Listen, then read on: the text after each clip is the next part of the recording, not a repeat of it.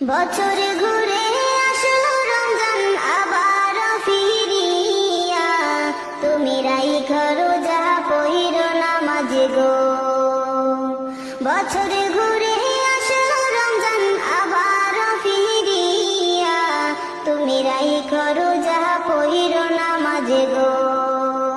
তোমার গুনাহ যাবে ঝরিয়া, আসলো রমজানের রহমত লইয়া।